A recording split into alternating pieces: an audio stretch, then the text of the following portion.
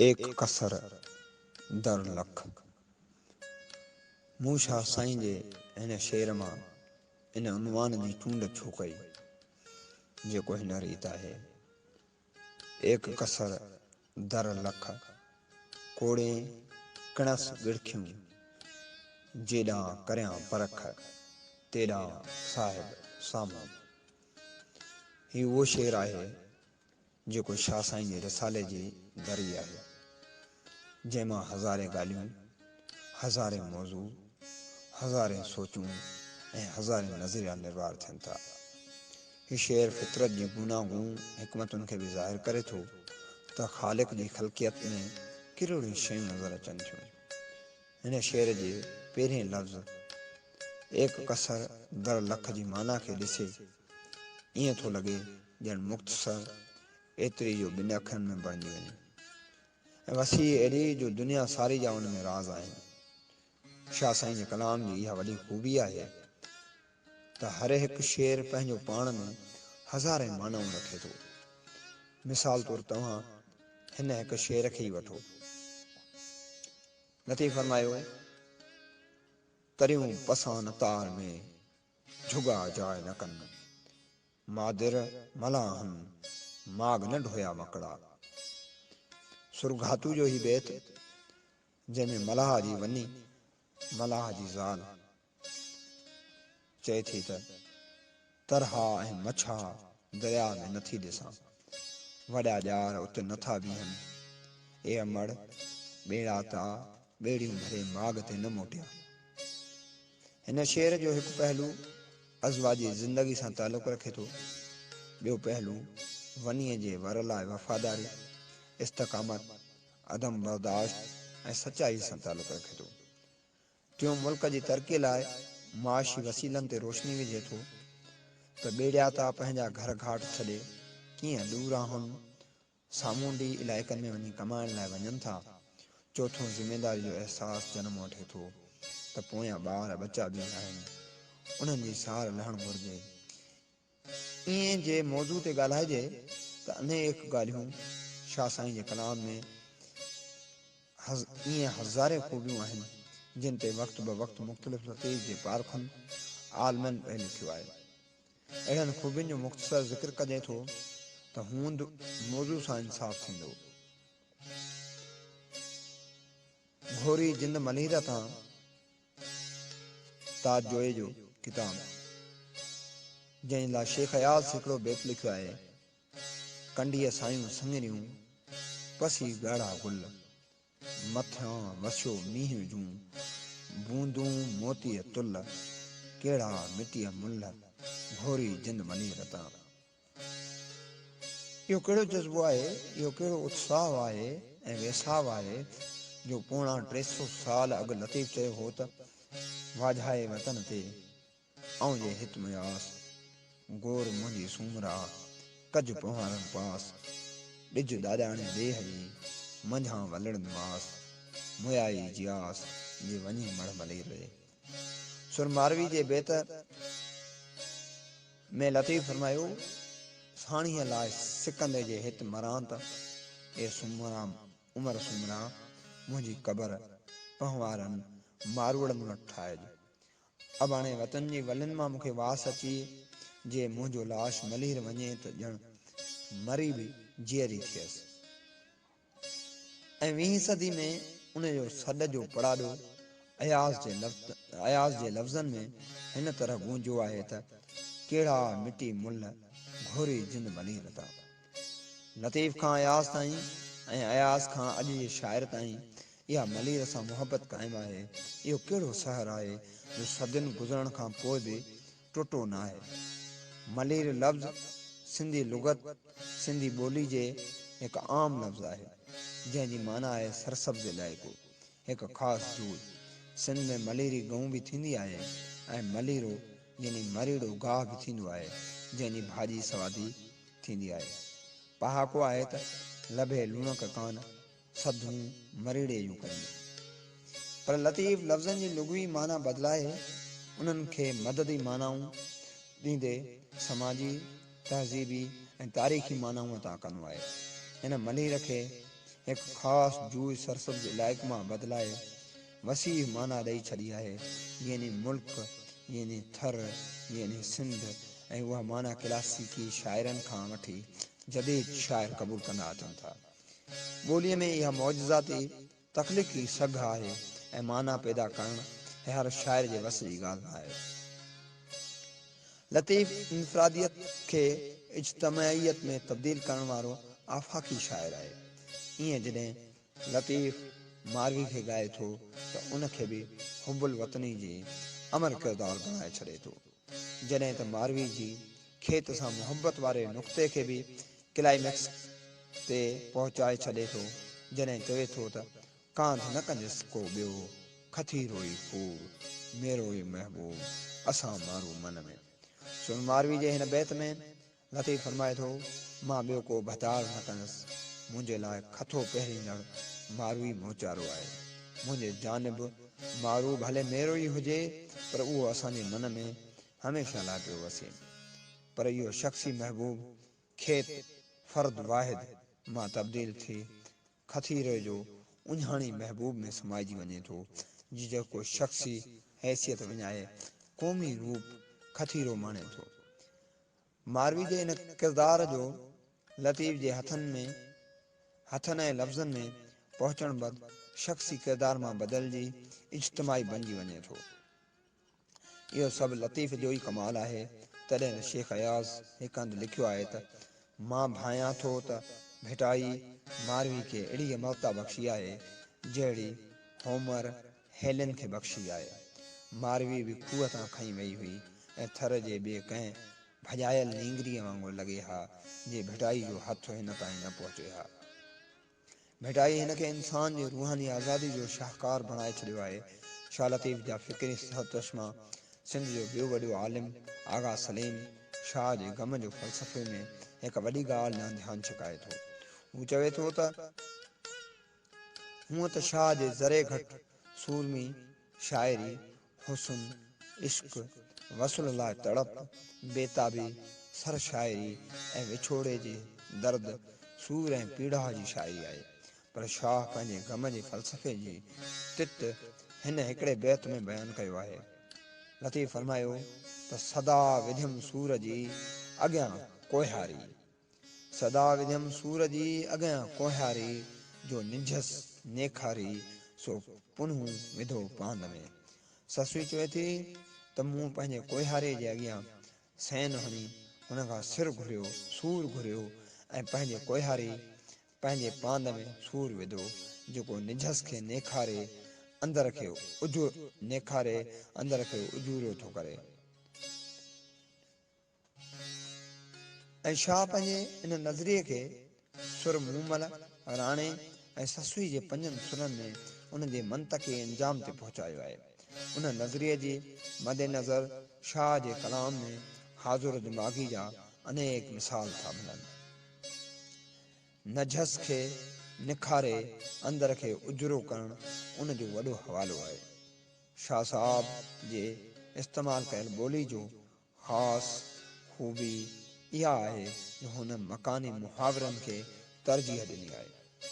केच वियो त केचिन वारी ॿोली, खैरपुर ऐं शिकारपुर आयो त उतरादी ॿोली, ढट वियो त ढाटिन जी ॿोली, समुंड भर आयो त सामुंडनि जी ॿोली ऐं वरी जे झरझंग वियो त झंगनि जी ॿोली इस्तेमालु कई अथई।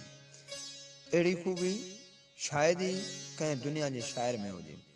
ॿी ख़ूबी जेका खेसि ॾेह तोड़े परॾेह शाइरनि में मुमताज़ करे थी, सा आहे मज़मून मुताबिक़ मुहावरे जो इस्तेमालु। जॾहिं हू आॻड़ियुनि जी ॻाल्हि थो करे ख़ालिस लोहार के धंधे जी इस्तलाह ऐं मुहावरा कुतब थो आणे। वरी जॾहिं कापायतियुनि जो ज़िक्र थो करे त निज कतण वारनि माहौल जा इस्तेमालु थो करे। जॾहिं वरी दीन धर्म जी ॻाल्हि थो करे त क़ुरानी आयतूं ऐं अरबी फ़ारसी मक़ोला कुतुब थो आणे। वठल लफ़्ज़नि, इस्तिलाहनि ऐं मुहावरनि जो त अणखुट खज़ानो हुयो। हू साॻिया अल्फाज़ इस्तेमालु करे पढ़ंदड़नि खे बोर नथो करे, पर वेतर नवां लफ़्ज़, नयूं तरकीबूं इस्तेमालु करे मज़मून ऐं नवाण मज़मूननि में नवाण ऐं कशिश पैदा थो करे। हिते कुझु शेर सम्झाणी तौरु पंधड़नि जी ख़िदमत में पेश कयां थो।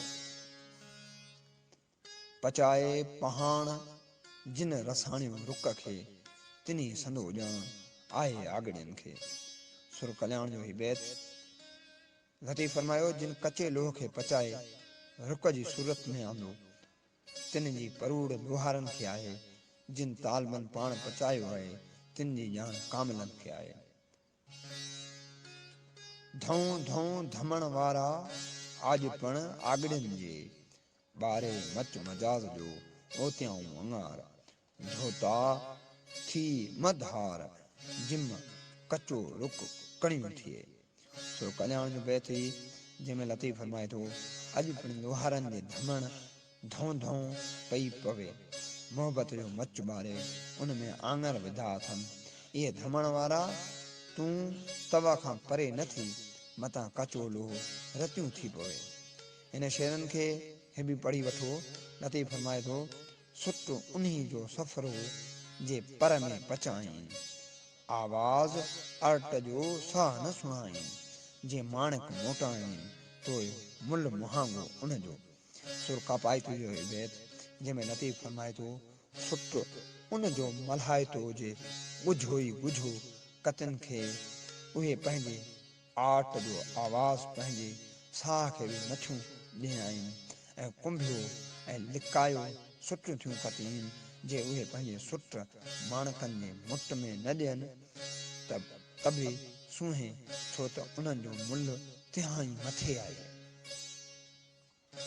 लतीफ़ फरमाए थो, ओलाणिया अर्ट केॾां कतण वारियूं पेहियूं मथे पट लुढ़झनि लाखीड़नि। सुर कापाइतू जो ही बैत लतीफ़ फरमाए थो, करण वारियूं केॾां गुम थी वयूं, संदन आट हींअर खाली पिया आहिनि। लाखीड़नि कतीनड़नि जूं पूणियूं पट ते लटजनि पियूं। हिन बैत में ॾिसो क़ुरान मजीद जूं आयतूं कुतबानियूं अथसि। लतीफ़ फरमाए थो, आगे कया आॻिए निसोरो नूर, ला खौफ अलैहिम वला हुम यहज़नून। सचनि कोन्हे सूर, मौले कयो महमूर, अंगाज़ल में उनजो। सुर कल्याण जो ही बैत जंहिंमें लतीफ़ फरमाए थो, धणी हिननि खे सरापा नूर करे छॾियो आहे। उन्हनि खे न को खौफ़ आहे न को ॾुख रसंदनि। सचनि इंसाननि खे को बि दर्द नथो रसे। धणी असुल में ई संदन वक़्तु बाला करे छॾियो आहे। लतीफ़ फरमाए थो, घेड़ लंघियो घारे मीसाका में हार ॾे, अलस्त बिरब्बिकुम कालू बला, पर इहा ई पारे ॾिसियो ॾेखारे पिरत पिरियां जो पेचरो। सुर सुहिणी जो ही बैत जंहिंमें लतीफ़ फरमाए थो, सुहिणी त अज़ल खां ई दरिया जे वर ऐं पेच सुञाणे छॾिया हुआ। उन ई ॾींहुं धणी रूहनि खां पुछियो हो त ना आहियां मां अव्हांजो रब, ऐं रूहनि जवाबु ॾिनो हो त हा। सुहिणी बि इहो ई कौल पई पाड़े। हू पाण पिरीअ जो पेचरो ॾिसी ॿियनि खे पई ॾेखारे त ईअं बि थींदो आहे। ऐं जॾहिं समूंड तरफ़ वञे थो त उतां जो पस मंज़र हिन तरह पेश करे थो। लतीफ़ फरमाए थो त जे तो वणजारो कांध त मूं हॾ मलाऊं लधियुनि, पर ॾेह मथे सांग अठई पहर जंहिं कयो। सुर सामूंडी जो ही बैत जंहिंमें लतीफ़ फरमाए थो, ए भतार जीअं तूं सौदागर हुएं, तीअं जेकर मां तोसां हरगिज़ न पढ़ण ॼाहा। हिननि वणजारनि खे अठई पहर परदेस वञण जो संभाव लॻो पियो आहे। लतीफ़ थो फरमाए, सुर सामूंडी में ॾिठी ॾियारी सामूंडिन सिड़ संभाया, विझो वर वंज खे रोए वणजारी, मारींदे मारी पिरिया सूर पिरीअ जो। लतीफ़ थो चए त ॾियारी ॾिठी आहे त सामूंडनि सिड़ ॿेड़ा संभारिया आहिनि। वणजारी वंझ खे भाकुर में वकोड़ियो ॻोढ़ा पई ॻारे। ए मुई तोखे असुर जो जाने झोरे झोरे मारींदी। हवालो शाह जी ॿोली, किताब, लेखक आफ्ताब अबड़ो साहब, सिफ़ो नंबर 126, जंहिंमें लिखे थो, भेटाई वटि इश्क जो तसव्वुर। भिटाई वटि इश्क जो तसव्वुर वहदत जी अहदियत वारे तसव्वुर मां फुटी कसरत जी क़िस्मा क़िस्मी वारे घणी ताईं पहुची वरी हेकाई हेक ॾांहुं मोट खाए थो। लतीफ़ वटि इश्क जूं अनेक वाटूं बि आहिनि। ससुई पुनूं सां इश्क आहे, संदसि जुस्तजू ऐं जाखोड़ सरापा इश्क आहे। परूड़ पवण ते ससुई ऐं पुनूं हिकु नज़र अचनि था। मूमल राणे जी मुहबत जो पंहिंजो रूप आहे त नूरीअ सां जाम तमाची जो संग जी आखाणी निराली आहे। हिप ऐं बिरोए जो दास्तान पंहिंजे अलॻि अलॻि नमूने जो इश्क बयानु करे थो। घातू में मोरड़े जो महासागर सां इश्क मिसाली आहे। उन मां मच्छ खे लोधे कढण लाइ हेॾी सारी अजगर सां मुआॾो अटकाइण जे इश्क जो हिकु इज़हार आहे। मारवी जे मलीर ऐं मारुनि सां जेका निस्बत आहे तंहिंजो इश्क मिसाली आहे। तॾहिं त हिकु अबला ऐं मिसकीन छोकिरी जे किरदार खे भिटाई ईअं चिटे थो जो हिकु अॻिलो बादशाह बि उन जे साम्हूं पाण साही नथो सघे। भमर जो आसमान में भरण, कमल जी पातार में पाण हुजण बावजूद इश्क जो नातो जेको ॿिन्ही खे जोड़े थो। भिटाई जे इश्क जो तसव्वुर उल्फत जी अमीरी पाए जोड़ींदड़ इश्क जो तसव्वुर आहे जंहिंजी अपूर्णता में ई समूरी समूपूर्णता आहे। वजूद जी वहदत जी वाई आहे जंहिंजो बयानु जुज़ ऐं कुल जी जोड़ जी ॻोढ़ी ॻाल्हि आहे। लतीफ़ फरमायो, पर में पुछाऊं इश्क जे असबाब खे, पर में पुछाऊं इश्क जे असबाब खे, दारूं हिन दर्द जो ॾाढो ॾसियाऊं, आख़िर वल असर जो ई हिम उताऊं, तिहां पोइ आऊं सिकां थी सलाम खे। शालती भिटाई सुर कल्याण में हिन बैत जो जेको माना फरमाई, लतीफ़ चए थो त भिटाई वॾी चिटाई सां बयानु करे फरमाए थो त तो जॾहिं आशिक़नि इश्क जे असबाब खे पर में पुछो त खेनि हिन दर्द जो दारूं ॿुधायो वियो त वल असर जी पछाड़ी में दर्द जूं दारूं जी बाज भरी बुकी ॼाणाए लाइ इहो नुस्ख़ो ॿुधाए महबूबनि दूरीअ जो एतिरो मुज़ाहिरो कयो जो सलाम खे बि सिकी विया आहिनि। लतीफ़ साईं क़ुरान मजीद जी सूरत वल असर जे हवाले सां इन दर्द जो दारूं वल असर जी आख़िर लिखे थो जेको सबुर आहे। महबूबनि सबुर जे सलाह सां दर्द जो दौर खे झको करण जो ॾस ॾिनो आहे। इश्क जी वाट ॿुधाईंदे लतीफ़ केतिरियूं ई लतीफ़ी ॻाल्हियूं कंदो अॻिते वधे थो। हू इश्क खे लामहदूद सम्झे थो जंहिंजो कोई झेड़ो न आहे। लतीफ़ अॻिते फरमाए थो, शाह जे रिसाले में माण्हू हिकु ढोल जे नाले पहिरियां त हू जिन्सी तौर नर ऐं माद में विरहायल आहे जंहिंजी नफ़्सियात कैफ़ियतूं ऐं जज़्बा अलॻि आहिनि। तबक़ाती विर्छ माहौल जो असर मतिलबु मुआशिरे जी हेठीं सतह खां वेंदे आला सतह ताईं वारो माण्हू रिसाले में मौजूदु आहे जेको वरी ॿियनि जी रहनुमाई कंदड़ असूल जोड़ींदड़ ऐं इल्मु पखेड़ींदड़ आहे। वरी ॻाल्हि त उहो शख़्स बि मौजूदु आहे जंहिं वटि की कोन्हे। अहिड़े मजबूर ऐं विसारियल किरदार खे इज़हारींदे लतीफ़ हिकु बैत में चयो आहे त बखीअ खिल न अॼु ॾुखी ॾॿण न उघाड़ी विहां वयो वीचारो विसरी।